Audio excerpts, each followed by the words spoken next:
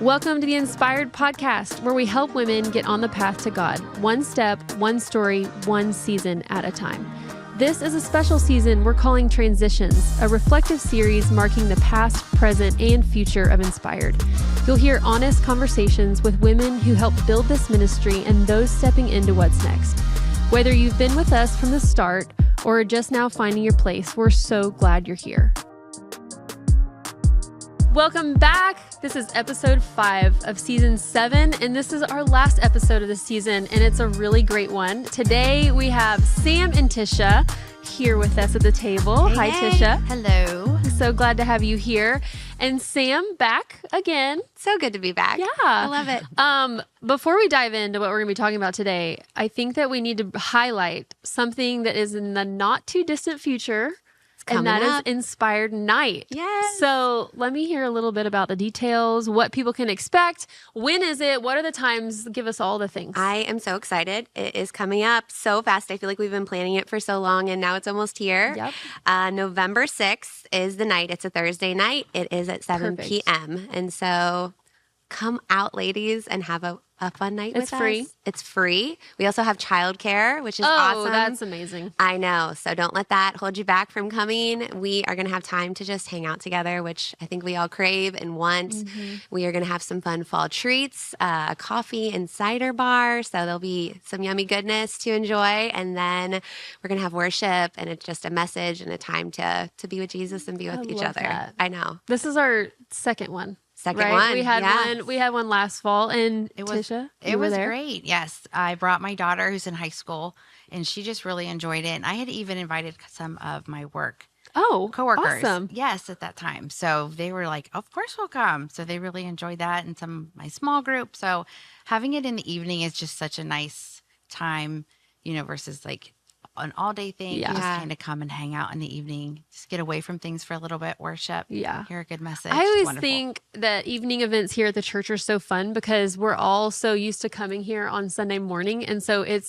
the light is coming through all these windows on the side, but in the evening, it's like you walk in and it totally has a different vibe. It does. I love it. It just has something different. So, and our team is working so hard to make it feel so cozy and fall. And so we're going to have it set up. It's going to feel different too. Yeah. If you were here last year, it like the foyer when we were all gathering before we came into the auditorium, it was like packed, and there was couches everywhere and blankets and pillows. And so it was just a great environment. It just sets the tone for hanging out with a bunch of your gal pals. It does. Yeah. And it's always just a fun night. And we talk about this on the podcast all the time, how a time of worship with just women has something really special about it. It does. And so you come ready, come expectant, and come ready to. Yeah, we're actually talking about expectations. Okay. So I love that you said that. That's perfect. Amazing. Yes, come expectant.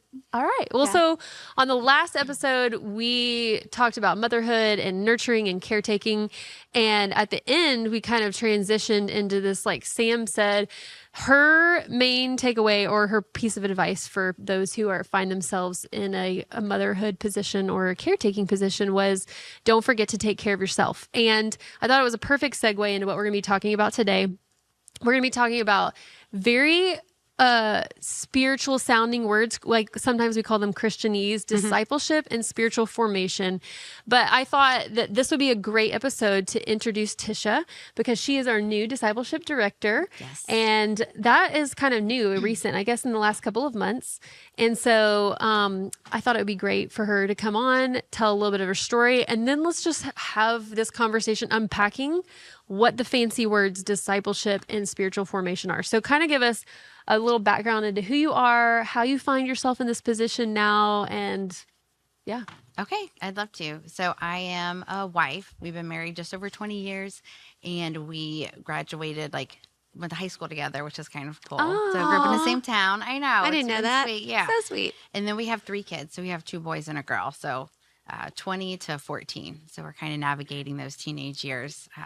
Those are full of fun. They are full of fun. Like, you never know what's coming. Like, it's just like, I love hearing your stories, especially since your two older ones are boys. We've Yes. talked about before how they're so like can just like roughhouse still. like, And you're last like, night stop, even- don't break anything. Yes. I'm like, oh my goodness, just go outside with that. Yeah. Before you put another doesn't hole in the wall. stop. Another it hole. doesn't. Another hole. It doesn't stop. They're just bigger and just make a bigger mess, I think. That's all it is.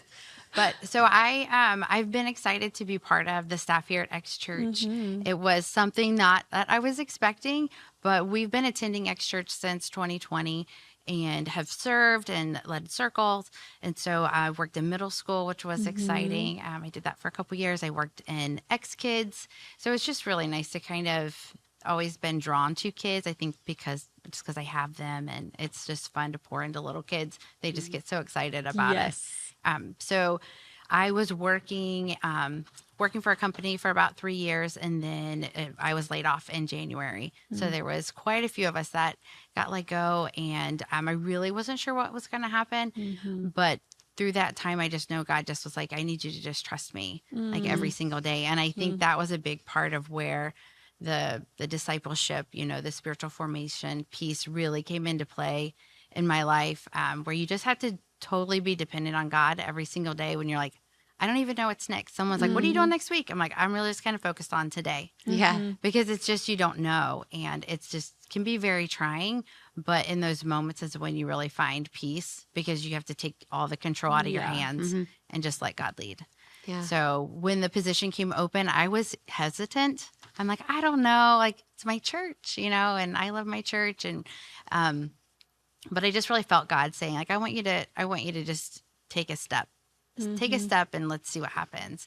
And so I went ahead and applied and went through the process of interviewing, and I was on the missions trip. So it kind of took a little bit longer, but I found that in that season of the last 6 months before I was hired, God was just allowing me to be more involved at church with volunteering, going on a disaster you went to relief several trip. trips. Yep. Did like my first missions trip with the church, which was really neat. Like, I feel like if you want to get to know people in That's a church great that way. you're worshiping with, get involved. Like whether it's through a circle, whether it's through volunteering or being a servant leader, there's just opportunities there. And that's really what was so nice, just coming in, seeing people I knew. And I'm like, hey, it's like now I see more people. We hug, we laugh, and it's like, what's going on in your life? So I'm very thankful. While it was like a really trying time, it's really neat to look back and just see like, oh God, I see you had a plan. Yeah. He always does, but it's hard to see in the moments when you're like either frustrated or just kind of broken a little bit. Yeah. So Yeah. That's a theme that we talked about in our last episode, was dependence, and how it sounds like it should be easy, but it's not. And, you find yourself like, I can't even think ahead. I just have to focus on today, be dependent today, and knowing that he provides for my every need, which can be easier said than done. Absolutely. So let's dive into discipleship and spiritual formation. These are very fancy words, and I really would love for us just to unpack those and kind of go and find the deeper meaning of like, what is it? Like, what do I do? Is it something that I do, or is it something that's done to me, or, that kind of thing. So let's start with discipleship. What would be kind of like your own personal summary, or like, what is discipleship? What does discipleship mean to you? What does discipleship mean to you? I think we can throw this out and see like that it probably has a common theme, but we probably can explain it very differently. Yeah. To me, I think that the easiest, simplest way to explain it is learning to be a follower of Jesus. I think I like to add the word learning, because we all say that we follow Jesus, and as Christians, that's what we're called to do. But I don't think we ever get to the point where we're like, yep, got it figured out. I'm a follower. And I always have to learn and relearn and learn a new way to follow him in my life. And so. But isn't it funny how we can feel like that, but we look towards others and we're like, they already have it all figured out? Yes. I feel like that's a trap of, well, it's a trap of humanity, but I think that in the area of discipleship, like the learning process is so, we never feel like we have it together, or that we've, arrived at a destination, but it's always like an ongoing thing. It's so easy to compare, I think. Oh, for sure. With other people who we feel like have it figured out or are doing it better or doing it the right way and we're doing it the wrong way. But you're right. It's a trap. Yeah. And I think that's a great definition. I would like mine is very similar. I would say being a disciple or discipling is simply just to be with Jesus. And whether that's through community and you're experiencing the hands and feet of Jesus, like serving on a mission trip or serving in youth or whatever. I mean, like learning to be with Jesus, and that can be through his word, or it can be through prayer, it can be through community, it can be through a lot of different things. But I think learning to be with Jesus, being like him, and like what you're saying, like learning just how to walk a life that honors Jesus. What about you? I would say I feel very similar to that. Like it's just spending that time in the word, praying and having that relationship with him. I had heard someone say that discipleship is complete obedience. And then she's like, well, but it turns into complete dependence on Jesus. But I'm like, I really feel like as you're walking through that obedience, like, or you can walk through that obedience by depending on him for everything, just because he's your source. yeah. And so just for me, what that looks like is just being in my Bible, praying, and just constantly having him, almost feeling like he's just walking with me every single day. Like he's going with me and answering my questions, just being there to hear my prayers and just making it that priority that he's always there. And just how can I know him better? Yeah. How can I get closer to him? Yeah. And I mean, like if you read back in the New Testament, Jesus had disciples. Like he had 12 disciples, and they were probably his closest followers, and they literally just followed him around for 3 years. I mean, they walked where he walked, they went where he went, they ate what he ate.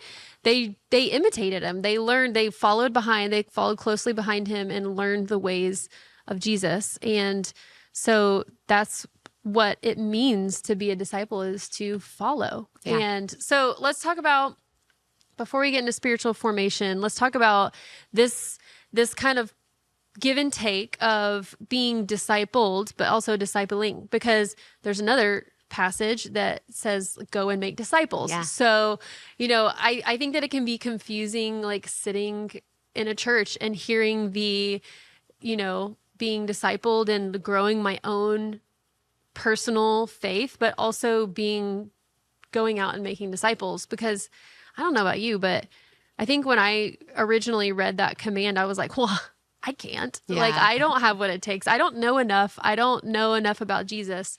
So how do I do that? I think it can be this tension that we all deal with when it comes to like learning who Jesus is, and then also helping others learn who Jesus is. Yeah. I love that it was Jesus's spirit that came upon them that empowered them to go and make disciples. So they continued to learn how to follow him through his spirit and through his presence, even after he was gone. And then while also going out and doing the thing that he asked them to do. Yeah. And I think that's, like you said, that's the tension of what we're walking in today. We're being discipled. We're learning how to walk like Jesus. And then we're taking what we're learning and hopefully helping other people do that as well. And it's not one or the other. I think I used to think like, well, I need to be discipled first. And once I get good and discipled, Once I'm all ready, then I can go and disciple others. Yeah. But I think the beauty comes in the overlap of those two things. And when we're learning something, then we're able in real time to kind of walk that out with somebody else and use the things that we're learning to guide them as well. Because I think we're also forgetful. And if I'm not, I'm never going to store up all the learnings that I've had and then somehow transfer them to somebody else. And so I think it works best when I'm doing lived both. out in real time. Yeah. Yeah, I would say the same.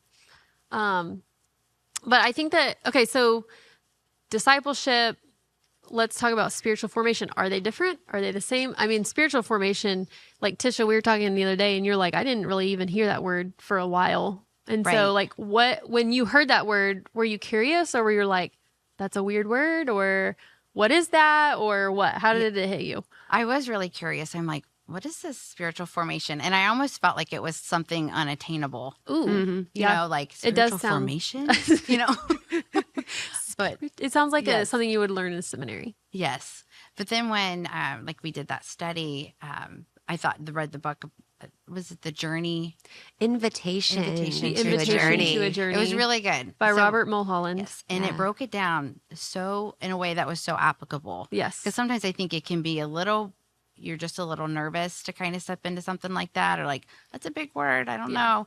But so it's defined as the process of being formed in the likeness of Christ for the sake of others. And I was like, That's that's a good addition at the I end. love that part. Yes, because sometimes we get so focused on ourselves, like, oh, I want to be in the likeness of Christ so I can be a better person. Yes. But then we're taking that part and it's like, well, how can I be better for the sake of others? Yes. You know, like for the sake of my husband, for the sake of our kids, for the sake of the people we're leading. And so I think that's where that discipleship piece and spiritual formation kind of come together, Yeah. you know, but I do find them separate at the same time. Yeah. So I found it just really interesting when we broke that down, and just like, what does that look like for me? Like, how can I kind of cultivate, I guess, that kind of lifestyle of having spiritual formation front and center in my walk with Christ? Yeah. I also too read recently in a book. So that the book that you just mentioned is a great book, a good book recommendation if you're kind of looking to dig deeper into. I haven't personally read it. I know both of you have read it. I actually read it years ago for school. Okay. And then we just got to reread it as a team. Our discipleship and connections team read it together and had some really fruitful discussions. But it was even interesting to look back over my notes that I had taken like years ago. Like, oh my gosh, this part is so hard. Or, you know, and I'm like, oh, I've grown a lot. Or nope, still need to work on that piece. I would say it's not a fluffy book. So it's not like a read it and be like, oh, that was nice. It will be challenging. Yeah. There's a lot of, I think that what I've read about that book is that it really does a good job fleshing out, like, okay, so I want to be discipled, or I want to be a disciple. So what does that look like? Yeah. And I want to grow in my faith. So what does that look like? And what do I need to expect? And what questions should I be asking? And what do I need to be curious about? And I think that book answers a lot of that. But I read a book also recently that talked a little bit about discipleship and spiritual formation. And the one thing that just really stuck out to me was disciple is a status and spiritual formation is a process. I love that. And because I think that a lot of times, like the guys that followed Jesus around, they were known as his disciples, right? And especially more so once Jesus, died and rose again, they were still left to deal with all the carnage of, Jesus just came and did all these miracles and shook things up, and now he's gone, and he gave them the Holy Spirit.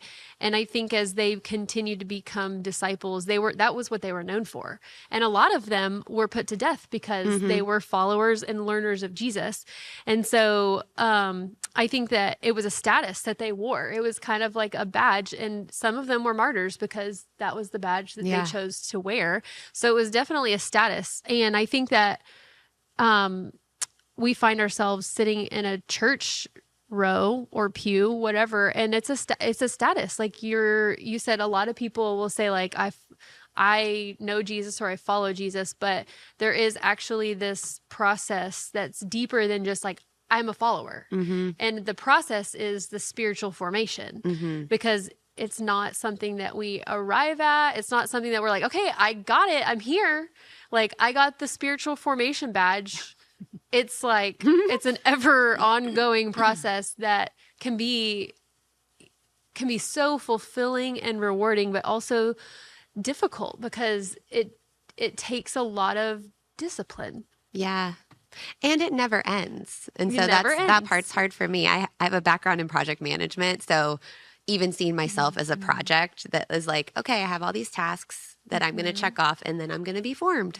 Yes. And it's done, and I can close that project off. And so that isn't what this is at all. And just even myself learning how to walk in it as a journey, into a journey that doesn't really have like a stopping point, that that's a process for me to even accept that and walk through that. But like you said, it's beautiful and it's fruitful, and it's also hard, and it also takes discipline to allow yourself to be formed. And that's the other piece that I wrote down in my notes, is just allowing God to form me and giving myself up to whatever that looks like and whatever pieces of me he needs to touch to. I love that you said that, because I recently heard it said that you have to consent to God's work. Mm-hmm. And I was like, Mm-hmm. you know, consent is a very buzzy word Yeah. in our culture now, but I'm like, what a provocative way to pose that. Like we have to, it's almost like, I've also heard it this way, like open heart surgery. Yeah. Like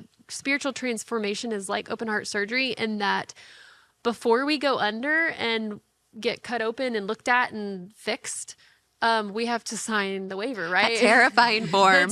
Yeah, like if you die while you're under, it's not our fault. Like, but I think that is a good definition of consent. Like, I'm wanting to change. Mm-hmm. I'm wanting to be transformed. I'm wanting to be made new, but we have to allow it. Yeah. And I think that can be a little scary.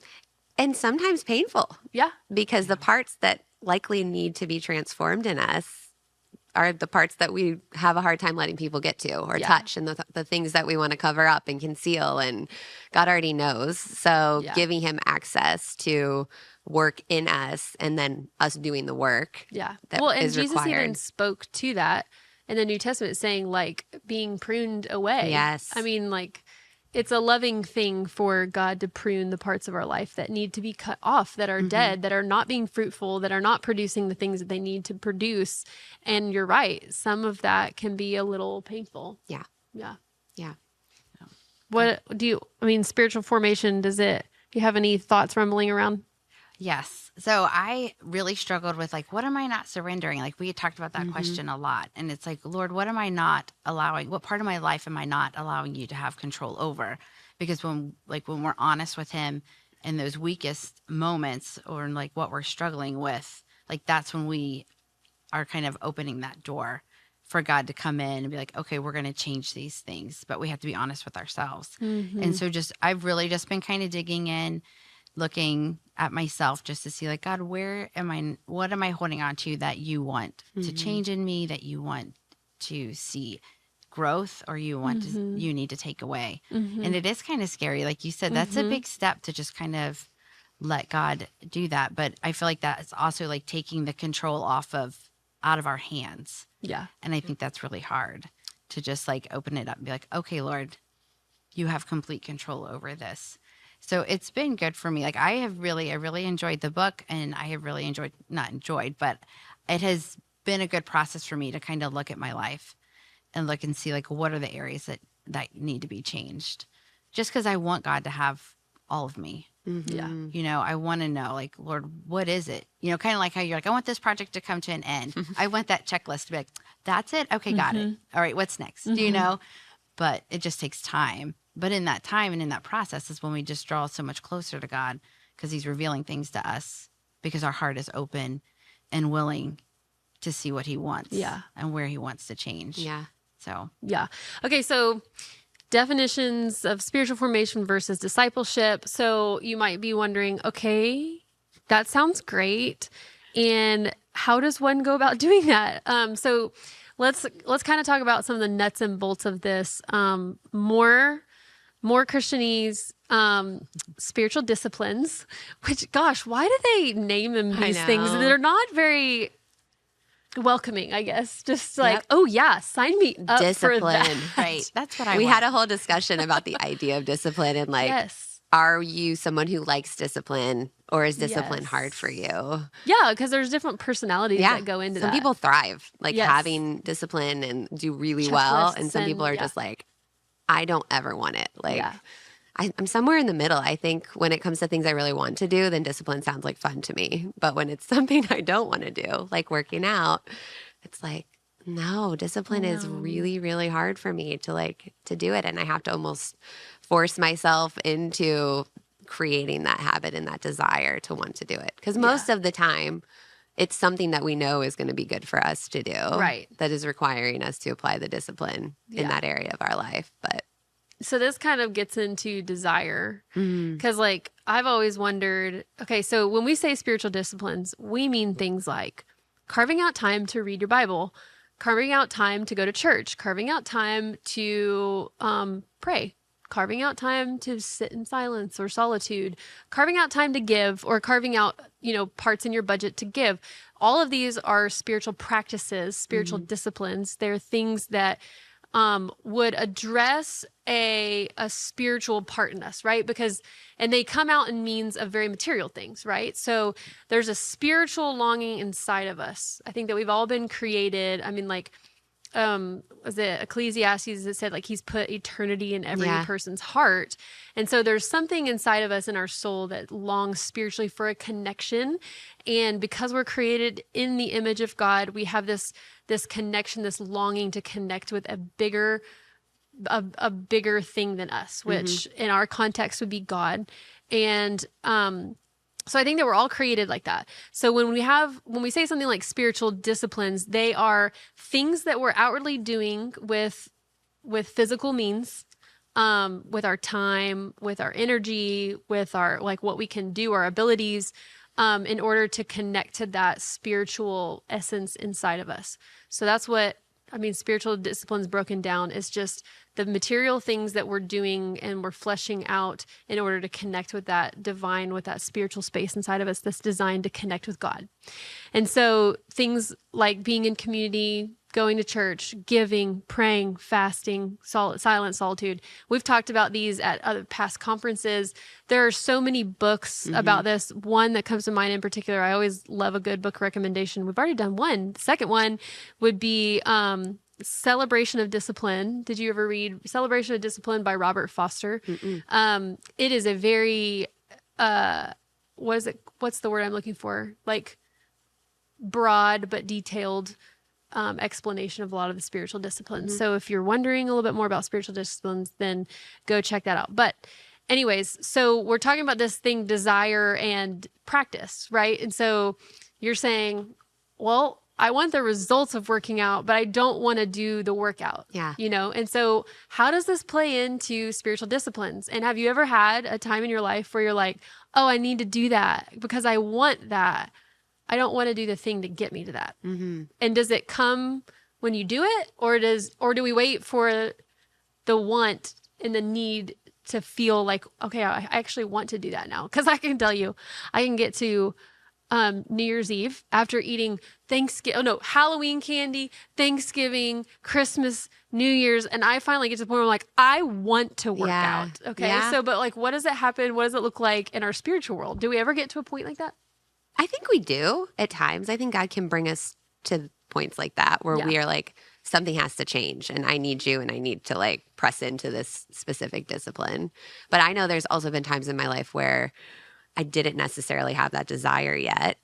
And I committed anyway to doing something. There was years ago, we did 21 days of prayer and fasting. We do that every year. And it was I had never fasted before, at least not for like purposefully extended periods of time. And so during those 21 days, I was like, okay, I'm doing this. Our church is doing it. I'm going to commit to doing it. So I fasted and I read my Bible every day, which I was kind of just doing sporadically at the time. And I remember God changed my heart during those 21 days where I fell in love with his word. And it was the desires of my heart changed because I was willing to commit and be disciplined in those 21 days to doing the disciplines that he had set before me. It's almost like God was honoring your sacrifice. Yes. Because I mean, like, fasting is a sacrifice, and committing to a daily reading is also a sacrifice too. Yeah. And so I've seen it happen both ways where like, yes, sometimes he has given me the desire before I started the discipline, but then sometimes he's honored the discipline and given. Then after it was done, I was like, well, no, I want to keep reading my Bible. This is amazing. Like I've never known you more than I know you right now through reading your word. And I felt like it was the first time that the Bible came alive for me and that he had given me that gift, and I still have it. So sometimes we need to experience a little bit of the fruit of the result before we have the desire to engage more in that way. Yeah. So what about you, Tisha? Have you had, like I always say, it's like the chicken or the egg, like what came first? Have you had periods of where you've been like, no, I need this and I want this? Or has it always gone the other way? I have had periods where it's been just like, I need this right now. And it could be, usually it's situational, some things that are going on in my life. Like while I may be reading my Bible or praying or listening to worship music, just kind of going along casually with my relationship with the Lord. It's been circumstances that have really been like, God's like, hey, you need this, and I've recognized that and just dug into the word or different Bible studies, just kind of finding some hope, finding some direction. And so that's kind of been the biggest thing for me, I think, to dive into it deeper than just like the everyday reading or the everyday praying, but just really kind of building a deeper relationship with him. Because sometimes when you just are like, I don't know what else to do, I don't know where else to turn, and he puts those opportunities in your life so that way you can really pull from him what you're needing and when you're needing it the most. Yeah. So that's been, and I've learned so much from Bible studies that I've done, even just on my own, when I've been in a place where it's like, I didn't know where to go. Yeah. So that's been really impactful for me. Yeah. So all of this has me thinking sometimes when you can go into a church and you hear, get into a circle, come to this event. Yes. Do this thing. Do all like these things. Sometimes, I don't know if you're like me, but I can be like, what, why? If you're not in the inner workings of a church world, that is simply, I mean, this discipleship and this spiritual formation are simply the bedrock for everything a church does, because we are called to grow in our faith. And so anything that you see X Church doing comes out and is filtered through the lens of spiritual formation and discipleship. Yeah. And so, I mean, like, we have several avenues of doing that. And like we have just shared, you talked about fasting. I mean, we have a 21-day fast at the beginning of the year typically. And we have so many people that engage in this type of activity, spiritual practice, whatever you want to call it, and have the same experience that you do. Yeah. Of like, okay, I guess I'll try it. And you're not alone, because you're sitting in the, a room full of 500 people that are doing the same thing or on the same journey, which can offer a lot of encouragement along the way. But you found in that time that you became hungry for knowing God's word. Yeah. And so I think that any event, any circle, anything that X Church does is all through the lens of discipleship and spiritual formation, because I mean, like our mission statement says, like getting people on the path to God.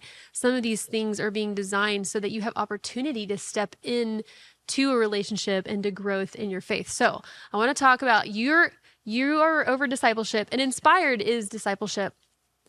But how does the ministry, how are you processing like what you're planning, what your goals are, the things that you want to see with people, the things that you want to organize and create for people to experience God? How does that look in your specific area? I'll let you go first. Okay. Right now, it just looks like getting our circle leaders together and just really kind of preparing them as they lead their circles and like the materials that they're using. And then we are really looking long term, like what does that look like? What does the discipleship path look like for X Church, for people that are just stepping into their faith, or maybe coming back.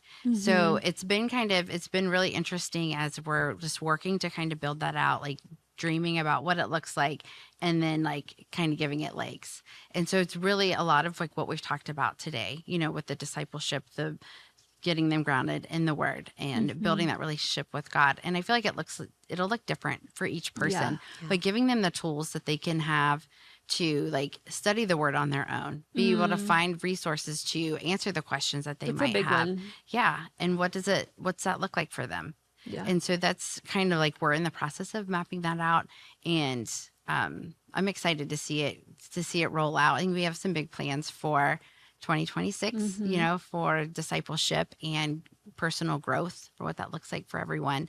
But circles are a big part of it. I lead a circle and I love it. I have like 12 to 14 women, and we gather around our Bible study and we share our prayer requests, share our hearts. And I just think that's like where they say like, that's a place for you to belong. Like it is. Yeah. Like, and every circle is different, but we have some amazing circle leaders that are just digging into the word and really just making disciples, helping them figure out like, what does this look like for me? Yeah. And so, and it speaks to the process that you were talking about earlier, Sam, of like the tension of making disciples and then also being discipled. Like, I'm pretty sure that every circle leader that has stepped in very rarely probably do you have a circle leader that steps in and is like, I am ready.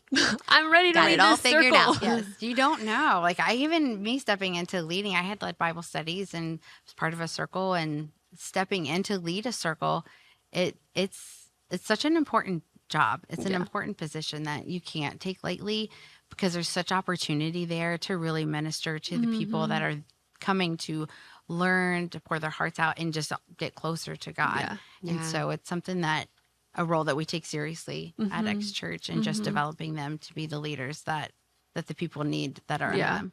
Yeah. I think it's so important to understand that a lot of this is done in community. Obviously, there's aspects of spiritual formation that you have to do on your own, and that you have to develop that relationship with God one-on-one, but then also knowing that it's important to have other people around you that are going to encourage you and call you higher and even help you see the areas in your own life where, hey, maybe have you ever thought about this maybe being a spot that you could work on, or you could ask God to help you navigate through? And having spaces where we can do that is important. And so circles obviously is one. And I think about like the bigger events that we do for Inspired and giving women a chance to come together, like you said, in worship together, and that there's like power in that, and having spaces and events created specifically for that to help us grow and learn, and then take what we're learning away and continue to develop on our own, and continue to develop in our circles and our communities. It's like this it kind of has this like weaving effect. Kind of like, it reminds me of like learning to walk, right? So like I envision Jesus, like, you know, like when you first are helping a child walk, like they're like clinging onto you for dear life as they take like their first steps, because their legs are just not strong enough to like hold themselves up. They don't have the balance.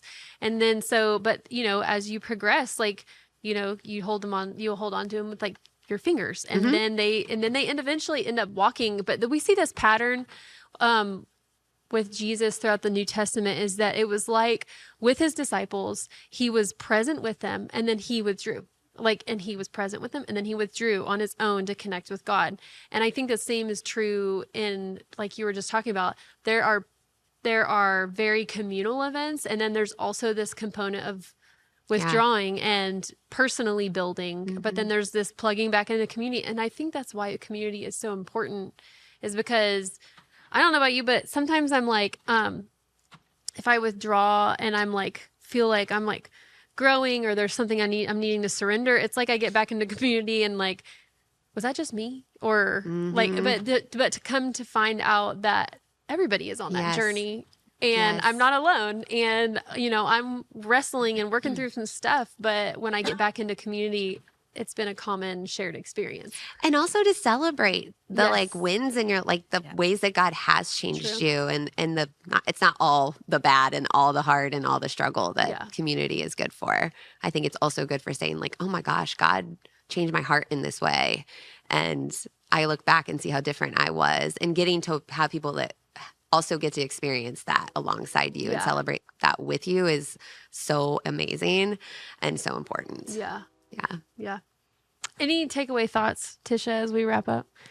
I think one of the things we had talked about like before this was just like how important is this for women at every stage. And it's just so important, because I feel like everyone's walking a different walk, whether you're in high school or you're at college or you're newly married or you just newly have kids.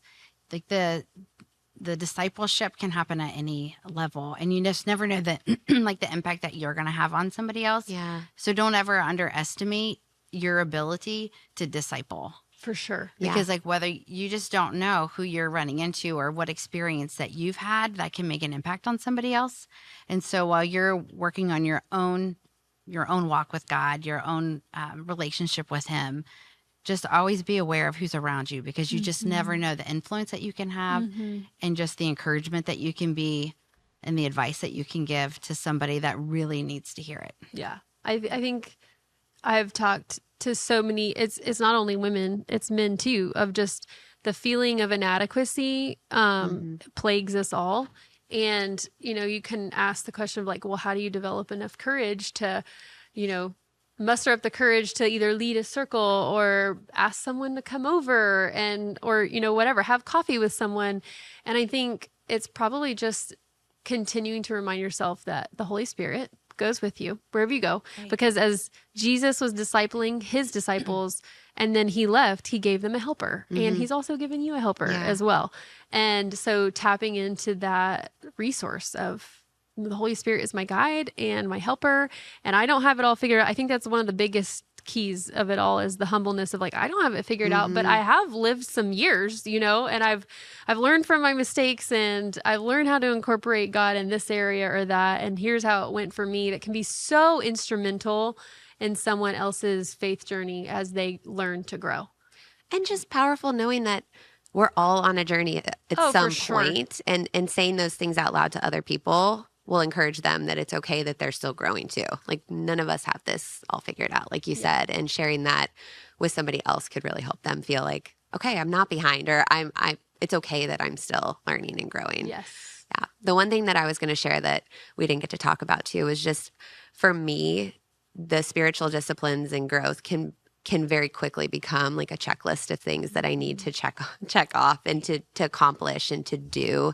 And so just a constant heart check of like, this isn't about doing anything. It's about being with someone. It's about being with God in my fasting. It's about being with God in prayer. It's not about just accomplishing a list of tasks so that I feel like I did something and that I'm better for it. Yes. It's not about that at all. And so just, I think when we talk about these things, and especially discipline, it's so important for certain personality types, probably more than others. I think you're preaching to me because I'm the same way. Like I can accomplish a lot. I mean, I'm a doer, and I love goals. I love checklists. I love to-do lists, and I love crossing things off just as much as I like putting them on my list. And you're right. Like, there is a component of spiritual formation that I have had to like surrender to because what the process of spiritual formation, like we said earlier, is not a goal or a destination. It's a process of being.